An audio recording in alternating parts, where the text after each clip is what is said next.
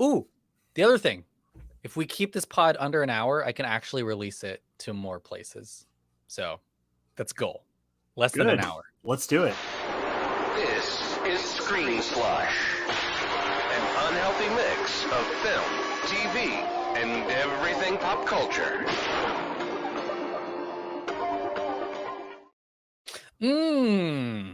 Welcome to Screen Slush. I just realized that everyone probably heard us talking about keeping it under an hour.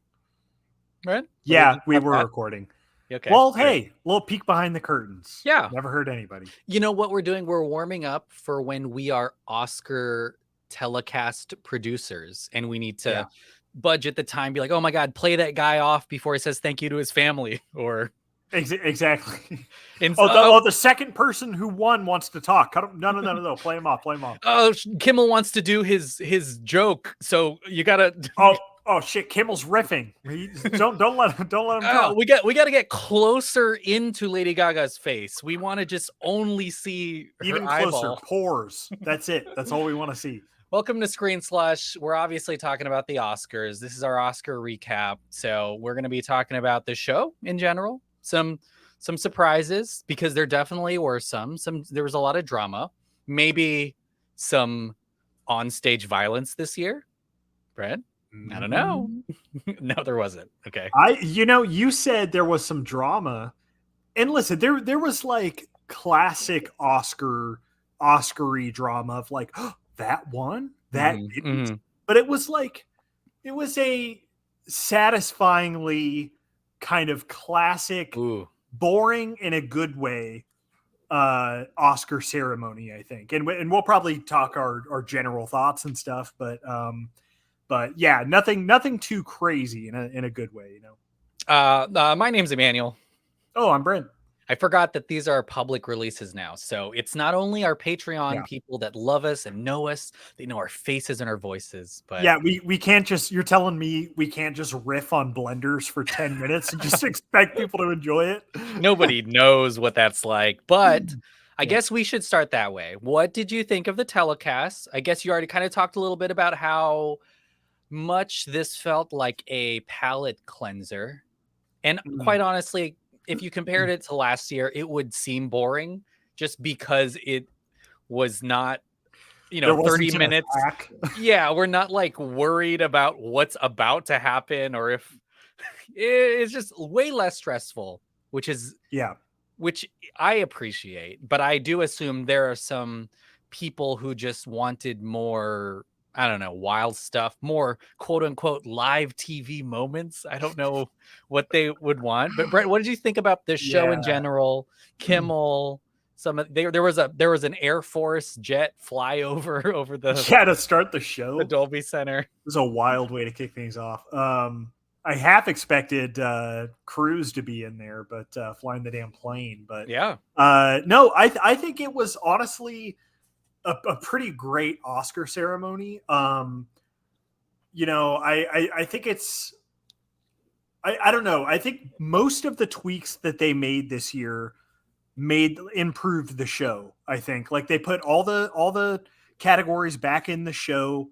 Kimmel, mentioned that like it was, due to public demand after them cutting it, just put them all in the show.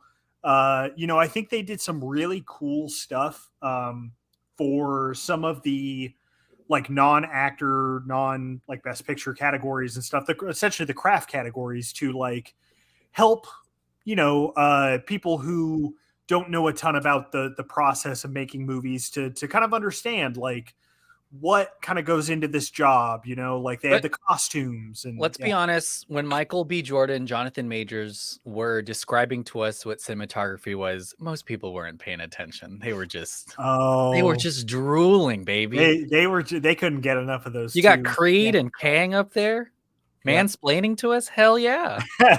More of that. Let them both host next year. That's great. But no, I think it was an excellent show.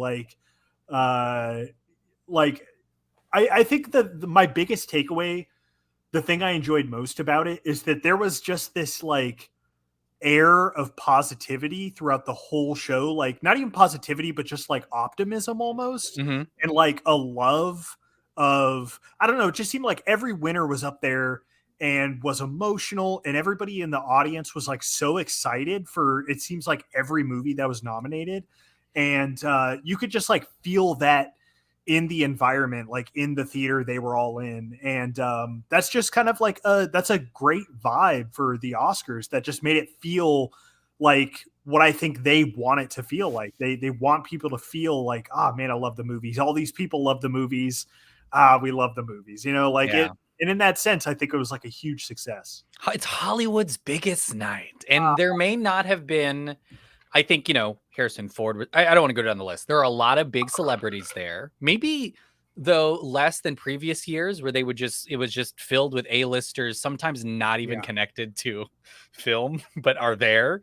But Yeah. it was a lot of the kind of love for cinema, but just so many great storylines. And I think a big part of that is this idea that a lot of the nominees individually were first time nominees this year. There was like a Mhm. record, I think, right? Like over 20 first time nominees. And so Yeah, a many of lot. them won, capping off a great award season, but also just like great career cappers. Because I mean, you got Brendan Fraser, Kiku Kwan, Michelle Yeoh, Sarah Polley, the Daniels, even Jamie Lee Yeah. Curtis. Like, it's all of these people with either great personal stories or great careers, and then even from people that didn't win, like Angela Bassett, Colin Farrell, kind of some Paul Mescal. It was just nice to also be there and celebrate even just that accomplishment. So yeah, pretty interesting stuff. Yeah. We got a donkey on stage. Yep. Malala got a question. Like, there's a lot of weird stuff, and I Yeah. think that we talked about Jonathan Majors and Michael B. Jordan talking about cinematography, but we also got like Cocaine Bear. Like, we also had stuff that were, I think they were definitely trying out a lot of different things. It Yeah, wasn't like it was yeah. all one It wouldn't be the tone. Oscars if every joke hit. I know. It wouldn't be. Like, you have to get a Cocaine Bear up there and like Yeah. Elizabeth Banks doing her best, but like her voice is gone, I and think just that, like she looks over it, and it's just like yeah. very funny. Yeah. The only moments I think that some people thought were semi-controversial, and I would also caveat this by saying, like, again, compared to last year, this is nothing. But Yeah. Disney played a Little Mermaid commercial. That wasn't a huge big deal to me. They were paying like $100 million for the damn show. Give them one, let them do something Yeah, that and make it it seem like it's worth it.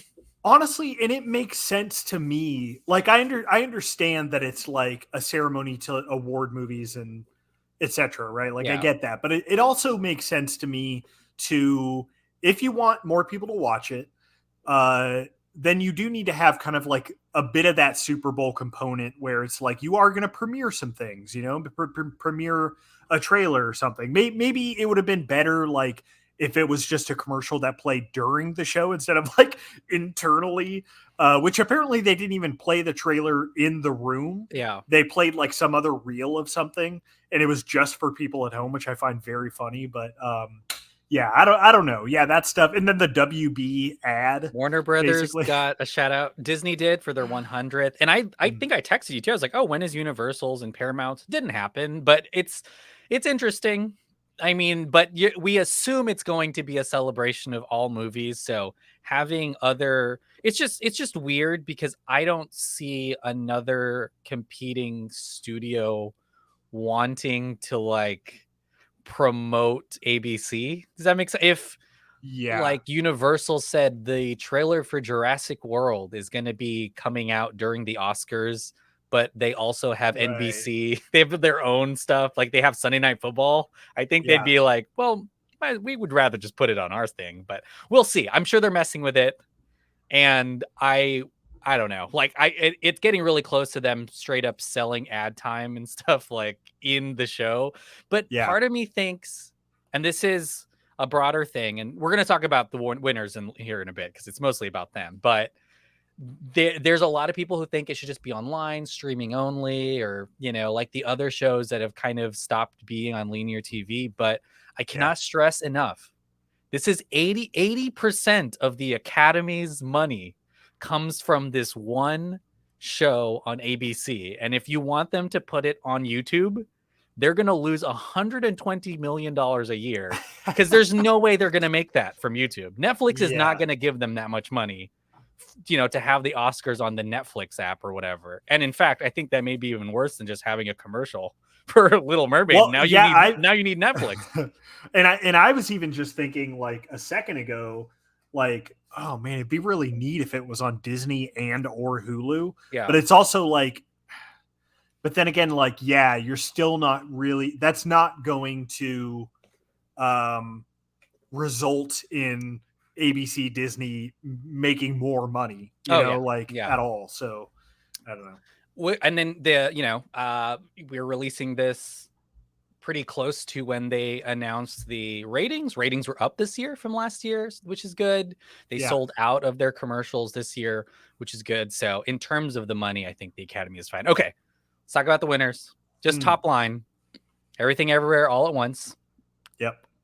One of the most awarded movies in the history of the Academy, the 95-year history, actually has the most above the line awards of any movie. It ties Streetcar Named Desire and Network for most acting wins. And it is the most Oscar wins of any film since Slumdog Millionaire. And quite honestly, dominated the whole award circuit, which is a huge feat considering it came out over a year ago at South by Southwest. And Yeah. some of these people have probably seen this movie 2 or 3 times by now. And I think that's ultimately, let's talk about the other. All Quiet won 4. The Whale won, Brendan Fraser won. Avatar, Top Gun all took some craft awards. RRR took some craft awards. Elvis, The Fablemans, Banshees, Shut Out, Women Talking with Sarah Polly won. There's a lot of great things that we'll talk about here in detail. But I think my big takeaway this year is if you want to win the Oscars nowadays in this kind of age, you need people to watch your movie. And I feel like because it was out for a year, a lot of people were able to watch Everything Everywhere All at Once. And it solidified, almost calcified the idea that they were the best movie of last year. And one of the surprises of the night, All Quiet on the Western Front, same thing. That was on Netflix during all of voting. And so my assumption is like people needed to pick an international film, and with RRR on Netflix and All Quiet, they were able to watch those movies. And all these other movies that released exclusively in theaters or aren't even on streaming still now didn't have a great showing. But part of me was like, well, if you were wanting people to log on to like a screener thing, it's sometimes much harder than just throwing up Hulu or whatever. You need your movie needs to be there if you want to win, because then these Oscar voters family have seen the movie and they're telling them about them. And it's not like only people with their screening app, have access. And so it's less and less people watching these movies. Same with like Pinocchio. All the big winners were able to be seen everywhere. Yeah. I mean, it's that ease of access for a lot of them. And it's like, the thing is, Everything Everywhere, it wasn't even,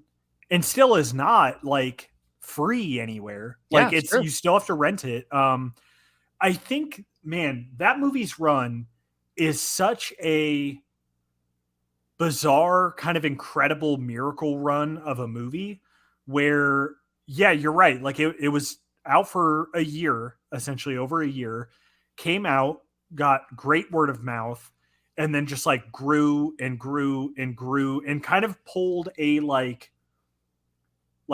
Avatar of the indie realm, essentially with its kind of like week to week box office stuff.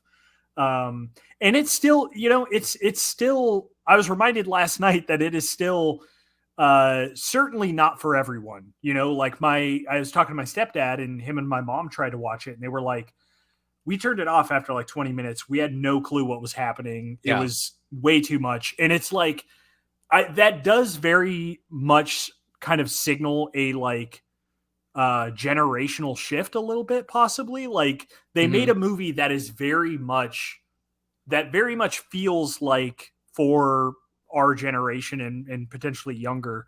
in a lot of ways. It's very fast. It's very like you just got to keep up with it and kind of like process information the way that our generation processes information. Mhm. But yeah, it's just that more that that impressive that like it still isn't a movie for everyone, but like the people that see it and love it really really love it and will tell everybody they know Yeah. to check it out. I think we did that when we watched. I think we Yeah, pressured our friends to watch that movie certainly. Yeah. because, to your argument, they're younger people in my family don't go to the movies and heard about this movie after its like 6th week run, Yeah. watched it, super affected by it. Some people, this is the best movie they've seen the entire year, Mhm. and then also like it's very original. It is kind of couched in a huge genre type movie, but it also addresses like the anxiety of maybe our generation after COVID, after, all this Mhm. political stuff. The movie is about focusing on what's important. And I do feel like that may be why it's an experience for a lot of people in the generation that has experienced all of this in like 5 years or something. And Yeah, they're like, whoa, absolutely. this is, and then I think it's like the Pulp Fiction for the next generation of filmmakers. Like just to push the Yeah. envelope of what successful cinema is, in terms of the form. I think people who didn't know they wanted to make movies might have seen that and be like, oh shoot, like yeah, maybe I can have Right. these certain kinds of things happen. And I equated to Pulp Fiction because when I Mm. watched Pulp Fiction, I was like, oh, you don't need to tell a story in order. You don't need like there, like all of There's that a stuff. list of things that you don't have to do to make a Yeah. movie that's amazing. You're totally right. Like that is a great comparison. And I think we were talking the other night when we saw Scream, and there were like 2 or 3 trailers for Yeah. movies that are uh, Doing the kind of the same thing. kind of a similar thing. And it's funny because it's like this movie is incredibly original. I only say similar in that it's so off the wall and interesting looking, and the kind of tonal jumps that Everything Everywhere kind of pulls off. It feels like yeah, it may have opened the floodgates for like a new kind of like information overload type of movie, which I think is awesome. I think that's really cool. I think we have room for All Quiet on the Western Front and movies like Everything Everywhere. Like it's a variety of all these different kinds of things. So The yeah, it's Daniels really are cool. great. Look, I think you could tell in the room that everyone was on board, with Everything Everywhere. The Daniels were great. They did a great job for the multiple times they were on that stage. I think a total of maybe 3 times, giving speeches about, their personal inspirations, all that stuff, because they ended up winning for writing and directing and Best Picture. Mhm. And then there's a couple big Everything Everywhere moments. Oh, man, actually every time they're on stage, because Kiku Kwan, what did you think of that speech? He was kind of maybe Oh, the darling of the entire award yeah. season, and he had that he reunited with Harrison Ford for Best Pick, but he's got to be one of the, and I think they knew that when they kicked the show off with his Oscar. Yeah, I think that I think it was like what Oscar number 2 or 3. Like Pinocchio was one, and I want to say that was like two. Yeah. Um, I mean that I think went a long way to really cementing the atmosphere of kind of positivity and like love for the movies and things like that. That I think they wanted to imbue the show with, because it's like yeah, I mean that guy is his energy is magnetic, and it's Mhm. just it's I think I saw a tweet last night that put it really well. It's like sure, I think a lot of us can agree that the Oscars don't matter, but when you see Ki Kwan on stage giving a speech, um you don't really give a shit about that. Like it was better worded than that, but like I think that's right, man. It's like it really hits home. Like oh yeah, this can be a really important thing. Like especially with like Kwan and even Frazier too. It's like these guys who were in so many different kinds of ways, kind of down and out, and kind of like Mhm. out of the industry, for lengths of time, and went through their kind of dark periods. But it's just really really cool to have like those two guys specifically I think win. Really cool. Yeah, I think similar to Michelle Yeoh, who had kind of a really long journey, a legend in Hollywood. Now this, and I think we were both worried that we saw Halle Berry on the presenter list because we had flashbacks, traumatic flashbacks of Chadwick Yeah. Boseman's, assumed win as they saved that for the very last Oscar. Oh my God. They had his Yeah. wife. It was just a mess. And Halle Berry and Jessica Chastain on stage, I was like, oh my God, because Halle Berry, she won for Monsters Ball in 2006. Halle Berry was the Yeah. first person of color to win Best Actress. And I was like, okay, they know that. That's why she's there. What if Halle Berry ended up presenting the award to Andrea Riseborough, and it was just like, man. oh, The two Leslie, it's crazy to me that everyone was kind of scared to make two Leslie jokes, but would make Scientology jokes, make fun of Banshees and Yeah. Irish, but They the were two just like- Leslie, they were like, ooh, touchy. dude. Touchy Can stuff. I just say another behind the scenes real quick thing about last night is at some point during the show, I realized that you guys were ahead of me. I didn't pause or anything at any certain point, but I don't know, like your guys' feed was like 15, maybe 20 seconds ahead. I was using the pool feed. I was watching the cameras. I had all live 17 feed. Academy cameras pulled up. Yeah, and I was very concerned for a second because it was they were about to present Best Actress, and then I think somebody, maybe even you, said WTF, and then you said to Leslie, and then a bunch of exclamation points, and I was like, no, are you fucking kidding me? And then you were like, yes, and I was like, okay, so it's not going to be that. But I was very concerned for like 5 seconds. I know, but don't worry. It was exactly, I think, what everyone had, what we predicted, and what kind of broke the internet was Michelle Yeoh. She won the first the first Asian to win that award. She gave a shout out to her mom, who was still alive, which was kind of surprising to me. And then pictures from the AP showed her mom watching the Oscars, and I was like, "That's wild! So cool. What a cool thing." Keiko Kwan also the same thing. But what do you think about Michelle Yeoh's win? It seemed there's a lot of love for the picture that's Jessica Chastain, Halle Berry, and Michelle Yeoh walking off stage with the Oscar, and I was like, "Man, this is kind of a cool moment." I think it's an amazing win, man. I think she's incredible in Everything Everywhere All at Once, and has to do so many. The balancing act that, I mean, most of the cast has to do, but especially her as the lead performer, to play this one type of person, but that can easily kind of switch into these different gears. It's kind of why her and Ki Kwan won. Like, man, the performances they had to give, but it's and it's also just like an amazing honorary without the honorary. Like, she won it for a specific thing, like Oscar, for just like an amazing body of work over like decades. It's cool because it is a sort of acknowledgement of her very, very long career, in which she was underestimated for the majority of it, even when she was in Hong Kong doing kung fu movies, where they were like, no, a woman can't do these movies, and then coming to the Hollywood and being a Bond girl and having all of that work. But it's also for maybe her best and biggest role, so it's like a combination of the two, which rarely happens at the Oscar. It's always sometimes either or. It's like the best role this actress has ever played, but we don't ever see them again. Or it's, we didn't give it to you so long ago, so we're giving it to you now, but we know you had a powerhouse performance a decade ago, that should have won. Right. Yeah. And it kind of is a combination for Michelle Yeoh, which is, again, like super rare for it to happen. Yeah. And when you were talking about that, it made me think of another way to describe this Oscars that I don't really usually feel about the Oscars. And that is like, this is going to sound dismissive and rude potentially. I hope it doesn't, but like, common sense wins. Yeah.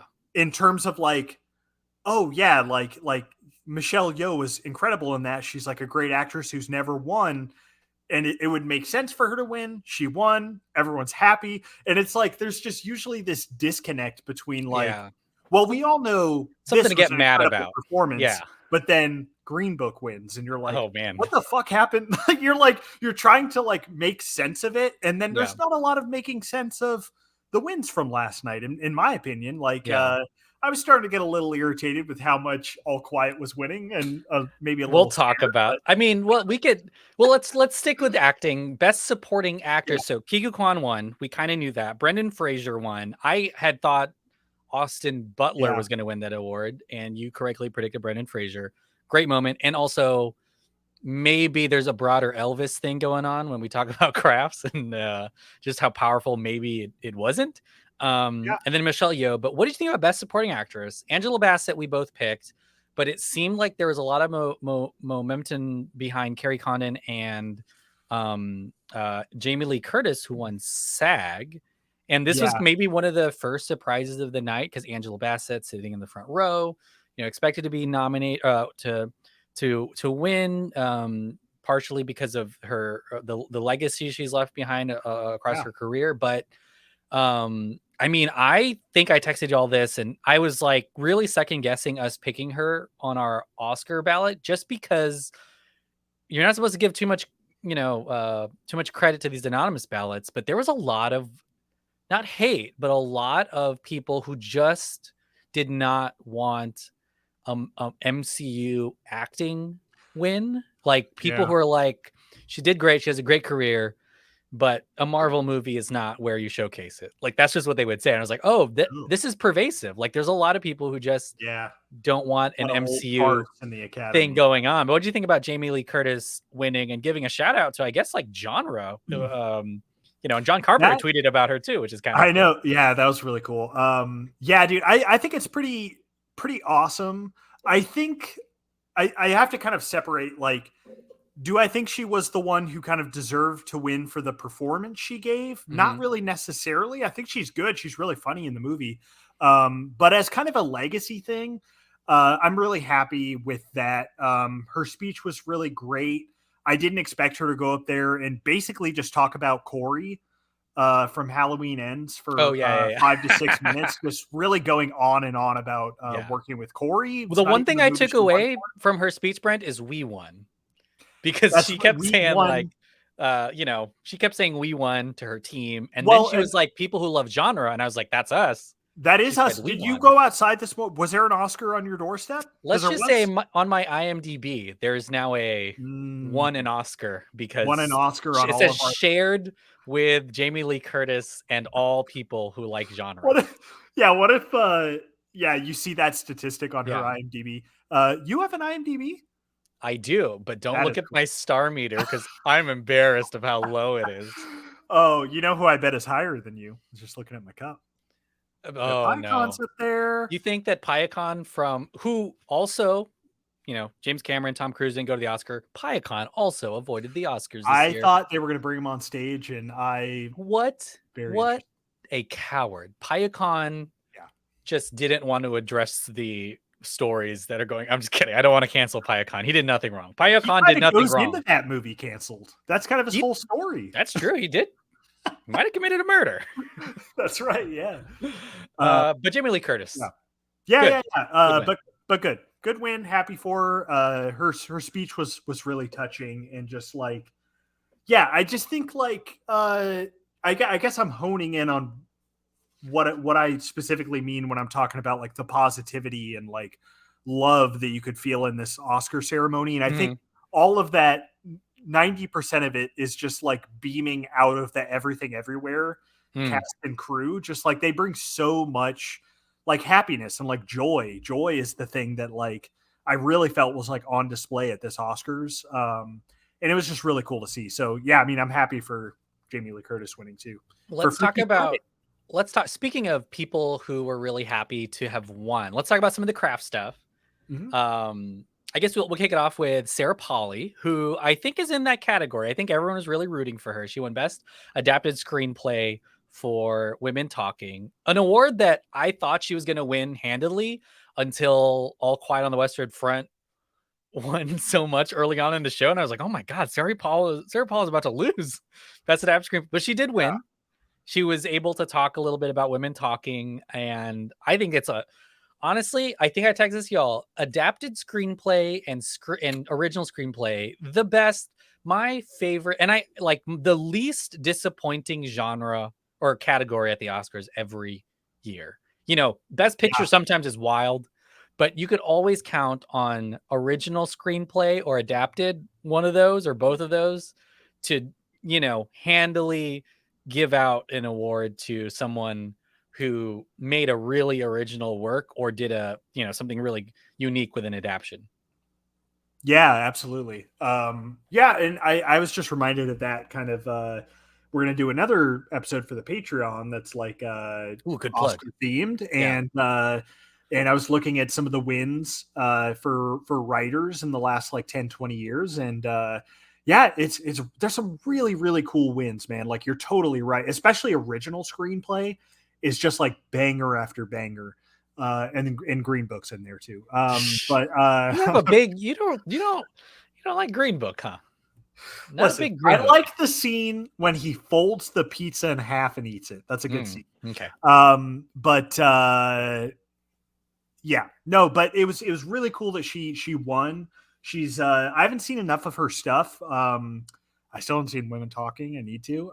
But listen, Take This Waltz slaps. That's a great, great movie. And so I'm happy that she won.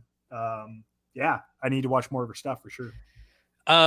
Speaking of Sarah Polley winning, and my concern after All Quiet did so well, which, you know, it's a All Quiet on the Western Front is a solid movie. A solid, I think, reframing of the original. But All Quiet on the Western Front did really, really well. And my assumption is it kind of maybe elbowed out Elvis and Babylon from everything that they were in contention for, because All Quiet on the Western Front won Best Production Design, Best International Film, which we thought it was going to win, but it also won Best Score and Best Cinematography.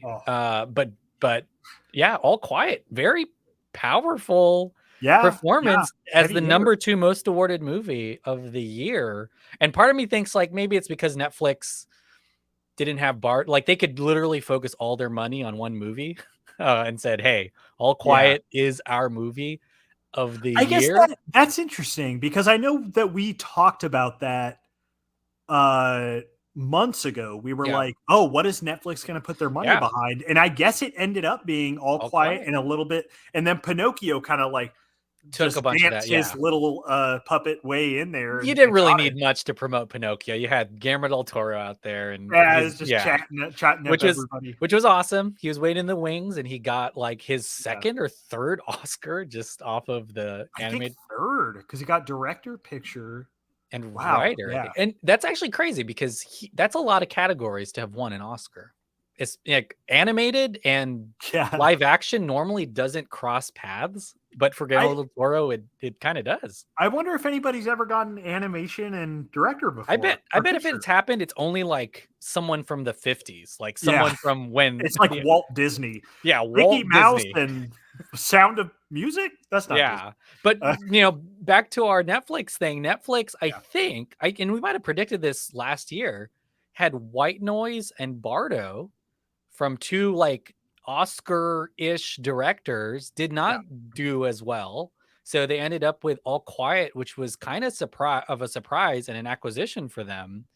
And I think it really paid off. I know you're a big, like, you're not a Babylon head, but you you enjoyed the craft of Babylon when it comes to the score and like the costumes and stuff like that. Yeah. And I really I appreciate the audacity of that movie. And would have loved to see it rewarded in more ways. But yeah, I think Justin Hurwitz is like, I don't know, probably the most talented composer working this side of like John Williams now, like and Ludwig is quickly climbing those ranks too. But like every movie that comes out with a score by him, it's like fresh and original and energetic, and like the melodies specifically are something that he's incredible at. And listen, I think the score for All Quiet is really cool and has some really interesting stuff. But like, oh man, I wanted Babylon to get it at least. You know, that thing. If not production design, I think the production design is more unique and interesting for Babylon than like All Quiet, although it is a very beautifully like constructed movie for sure. But yeah, that's what I think. The thing that I think we both underestimated was, or maybe overestimated, was Elvis, because not only is Baz Luhrmann makes these giant movies that have a ton of craft in them. So we thought it was going to get costume design, makeup. It's going to just production design. I had Austin Butler winning, but it got shut out completely. And it may be just because it, came out a little while ago and maybe didn't perform overseas as well Yeah, as it should have. Definitely not as much as All Quiet on the Western Front. But one of the things that lost was costume design, which went to Ruthie Carter, who is now the only black yeah, woman to have won 2 Oscars and kind of has solidified herself as one of these like perennial costume designers. And there's quite a few. There's a couple of them, but it's yeah. also really impressive that she was honored for the both Black Panther movies. And the Mm, fact I think that people saw these movies and the amount of creativity and I think influences in these movies, and her starting from basically zero to create like a wardrobe for Wakanda, yeah, a wardrobe for Talokan, and then after watching like Black Panther Wakanda Forever, there's a lot of when they're in the United States, Shuri's wearing like a very fashion forward outfit. She's not doing like a like there's some like really fashionable yeah. modern stuff that everyone is wearing too. And I wonder if people just saw that and was like, Ruthie Carter has the ability in one movie to do 3 or 4 different things and not Yeah, just like all era clothes or like all from yeah. one period.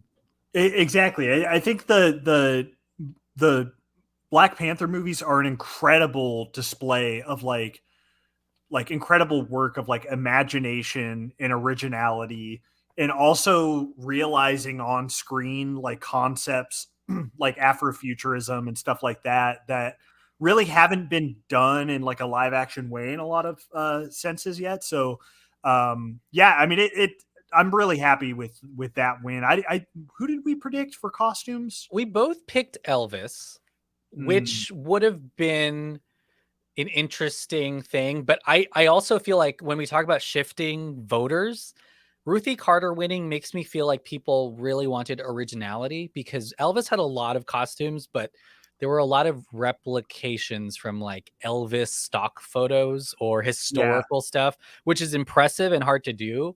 But maybe they were like, well, Ruthie Carter had to make a Atlantean or a Talokan yeah. outfit out of nothing. She Like had to figure out the fucking little foot yeah, wings. she Like she didn't had to. get she didn't get like a picture of Elvis when he was 62 or Well, something. yeah, right. You know what I was just thinking about too when we were talking about Elvis and Babylon is like I wonder if those cannibalized each other in some capacity Yeah, because like both of those are like these frenzied, energetic, maximalist period yeah, entertainer kind of focused things, yeah, and it's I don't know. And like, I think both of them, in terms of production design and production of costumes, are great in kind of similar ways. So I wonder if like they kind of cannibalized each other, and then like All Quiet, got the bump, or yeah. Black Panther or Wakanda Forever got the bump. One So of the few places too. I think Everything Ever All at Once was nominated here and didn't win. So kind of a great crazy. costumes, yeah, and that Um, too.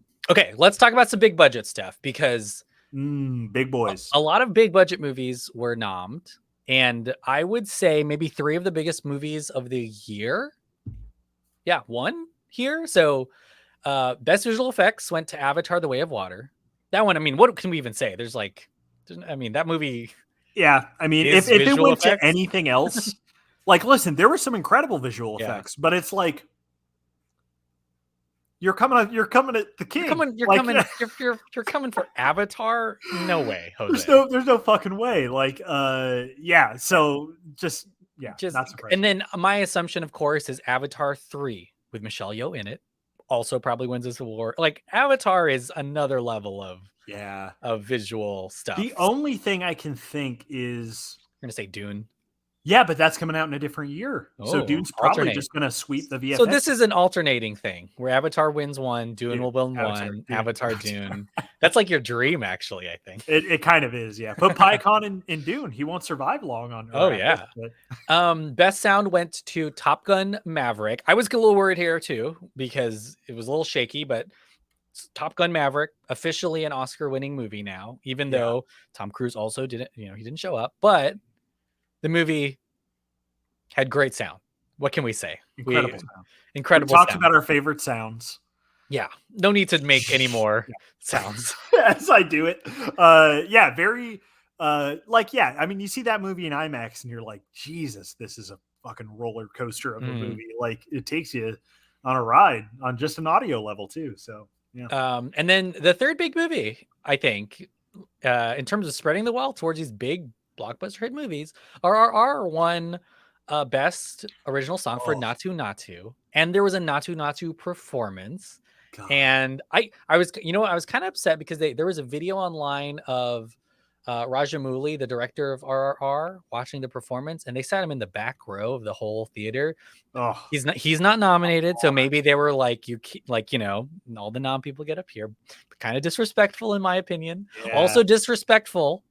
It's maybe a broader thing, but RR didn't get nommed for international film. Neither did Triangle of Sadness or Decision to Leave, but whatever. Yeah. But what do you think about the RRR performance? Were you dancing in your living room?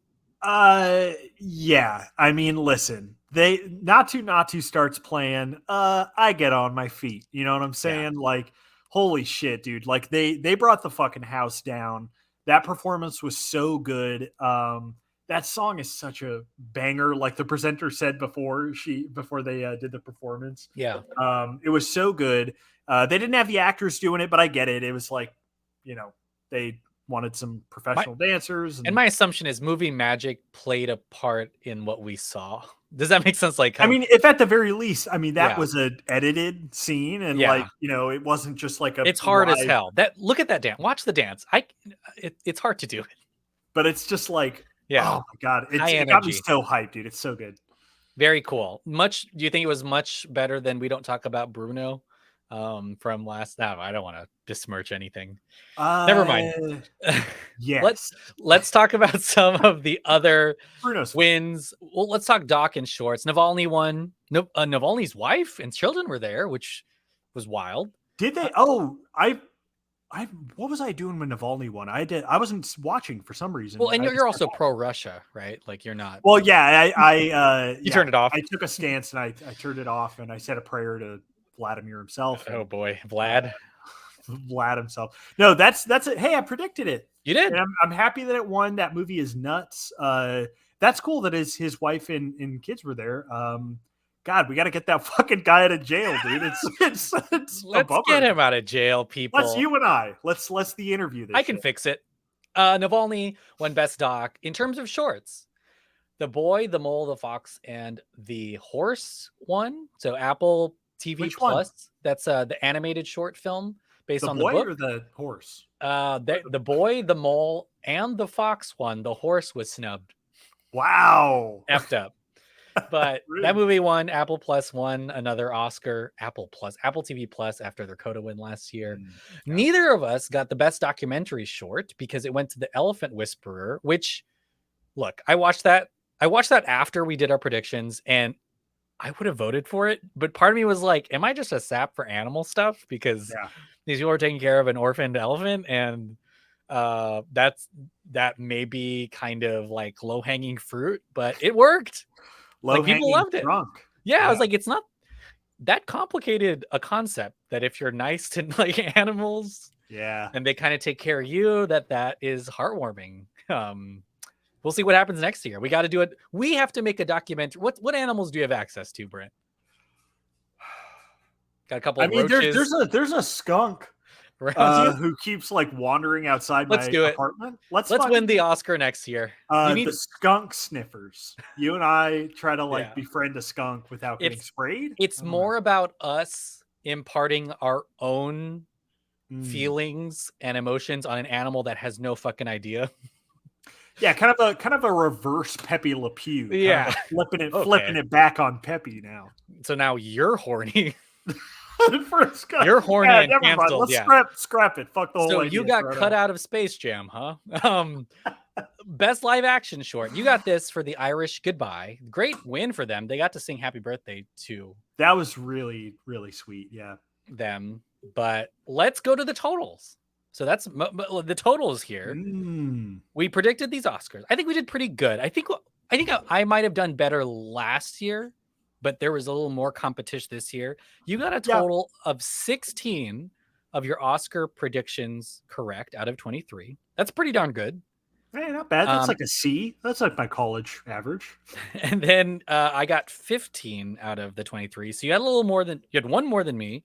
But I think overall we did pretty darn good in terms of like, and you know what I should have done is there are Vegas odds on some of these on kind of sports betting apps.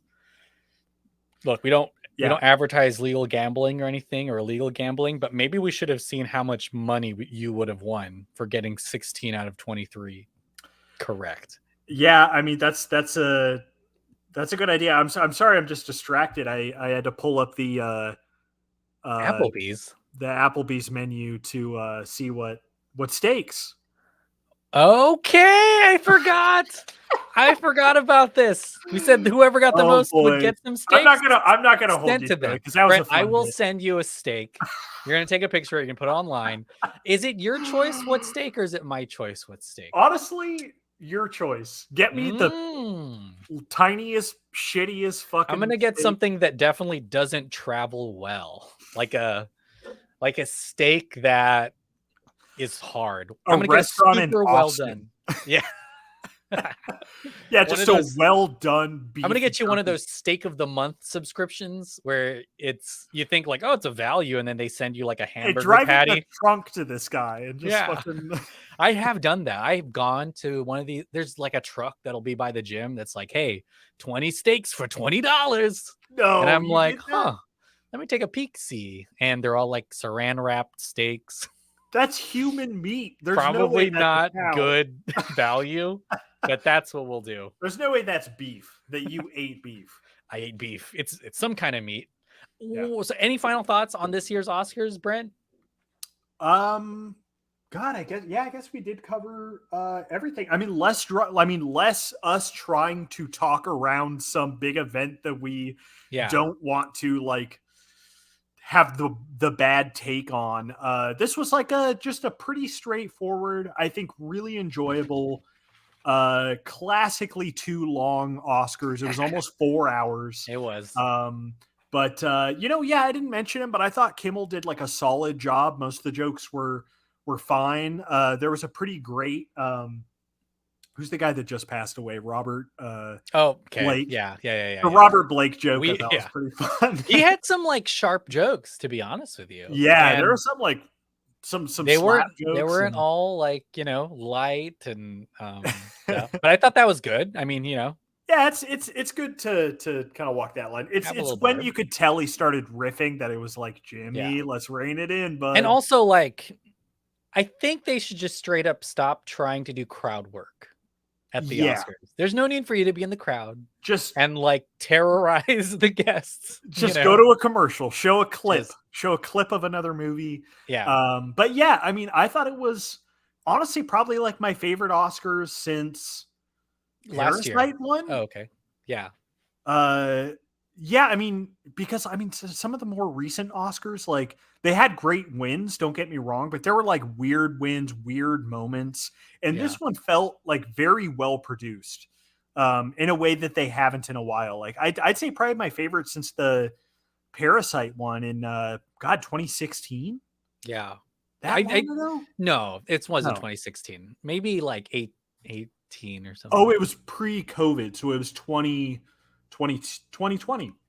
I agree. It was a solid Oscars. There was nothing over the top in a positive or negative way. There wasn't like a moment where you were like, "Oh my god, can you believe they pulled that off?" But at the same time, there was nothing where they were like, "Oh my god, did you this shit's crazy." I enjoyed I think the celebration of films, I'm glad as hell that they brought back montages. I don't know why they got rid of them to begin with. And there were a lot of these montages that were just the best moments of the movies, which for me is a small thing, but was like, thank God someone actually Yeah. watched the movies and thought, well, this should be the scene from To Leslie, Their or this clip should be isn't the this. scene. It's Yeah, like a montage of clips which is of them. Yeah. awesome. And I Yeah. think great, because you need to showcase that and not just have, and maybe a weird small thing, but the graphics were good on stage. I kind of,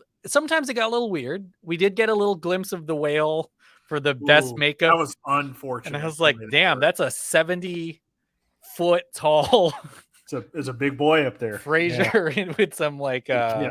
yeah, prosthetics on, which is wild. But generally the rest of them were cool and dynamic. Mhm. And it's maybe just a change. And I did think they played some people off. It's kind of ridiculous. That's, why don't they just like earmark 4 hours or some shit? You know, like even though they're Yeah. it looks like they earmark 3.5 with knowing they're gonna go over. And I'm like, what's the point of that? Like, it's kind of like telling someone to show up at 7:30 because you know they're gonna be late. The meeting actually starts at 8. At some Yeah. point, you're Yeah. just like, come on, like just I feel schedule like it for 8. there's I think other stuff you could trim before. And that being said, I think it was a lot better this year, like noticeably better than years past where it was just so egregious. But there was still some unfortunate, like I was joking at the beginning, like the second person goes to talk and said, Oh, it happened a "We lot. want to thank our family," and it's just like, Yeah. Jesus, okay. And then Yeah.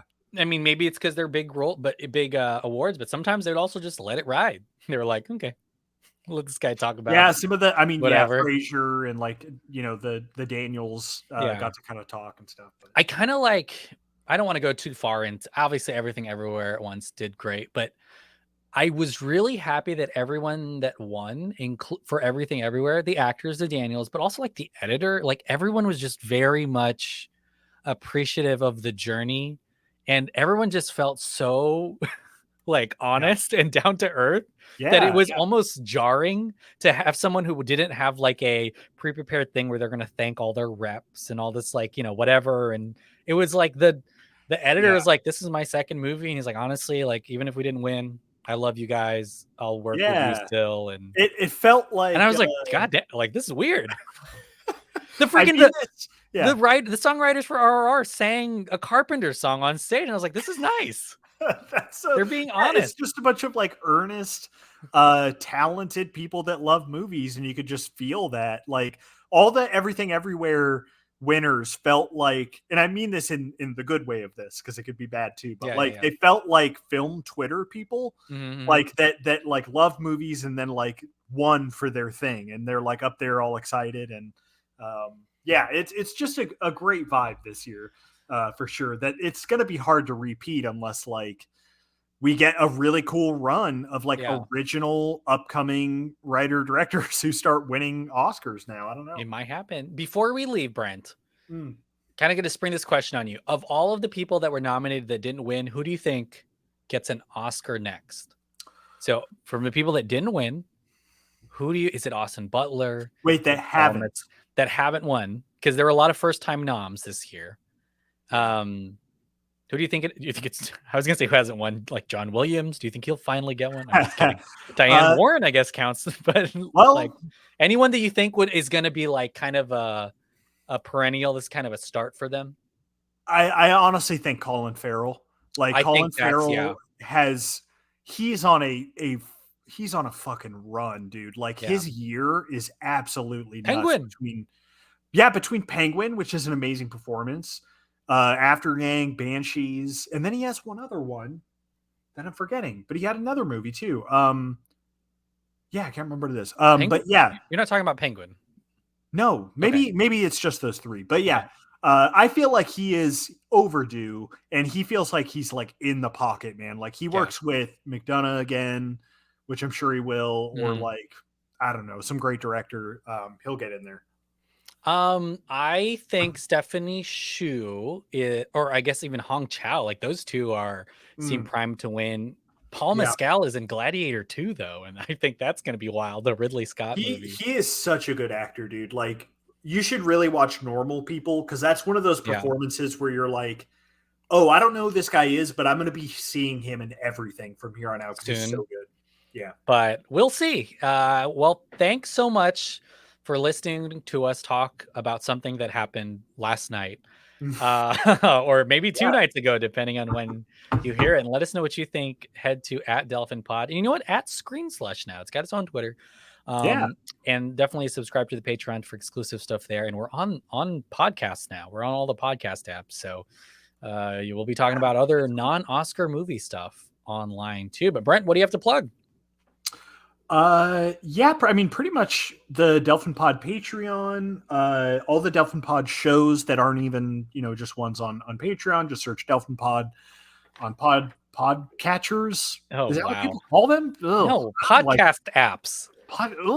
Why did I say that? Podcatcher. Podcatcher. Gross. Delete this. Everybody, turn it off. But yeah, go listen to all that stuff. We have a show called Screen Slash. Yeah, you're listening to it now, so yeah, you're listening to it now. That we talk about a lot of times. We talk about like new movies, new shows we're watching, old movies, old shows, just all sorts of stuff. So check that out. Yep. Thanks so much for listening. We'll be back next week for another app. Bye bye. Hold on. Do we have play out music yet? PyCon's coming in. Nope. That's clapping. We'll use that.